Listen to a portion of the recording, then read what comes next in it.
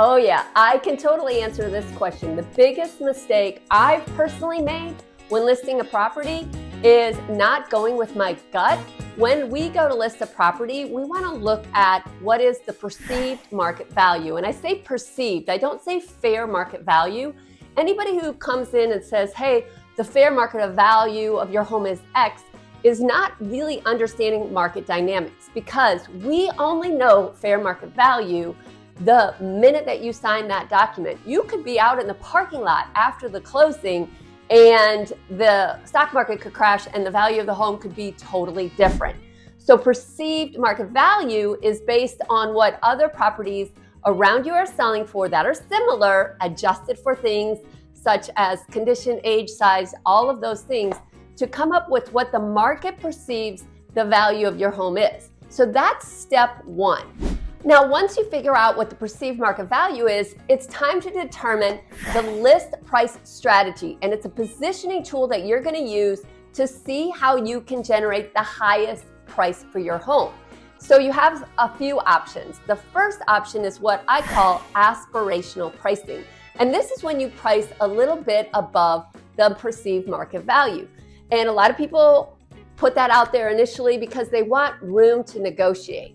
But you need to really be careful with aspirational pricing. I have sold hundreds of homes over the last 20 years, and time again, what I see happening is once you price above perceived market value, unless your house has something unique, it's got one of those locations that everybody wants, or it's got one of the features that is going to make it stand out above all the other properties in the market. Or if you're in a market situation where prices are just escalating quickly like they were a couple years ago, then you might be able to handle the aspirational pricing.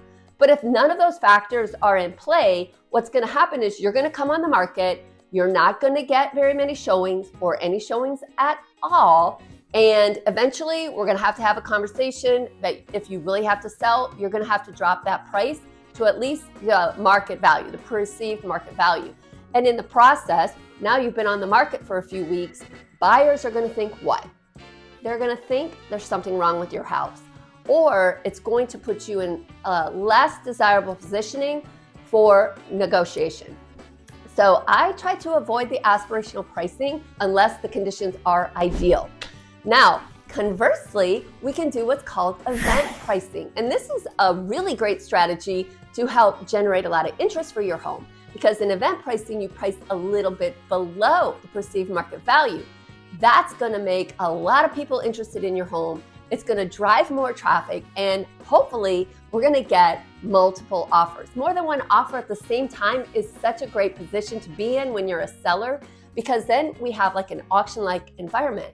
And quite frequently, the buyers want to win, and they will put a price in above perceived market value, or they'll drop a bunch of the contingencies, which is all better for you. Now, if neither of those things work out for you, perceived market value is still a great way to go, and we'll just set it on the market and see how the market responds. If you are listing your home, make sure that you have an agent who understands pricing strategy, because if you don't, you may be leaving money on the table.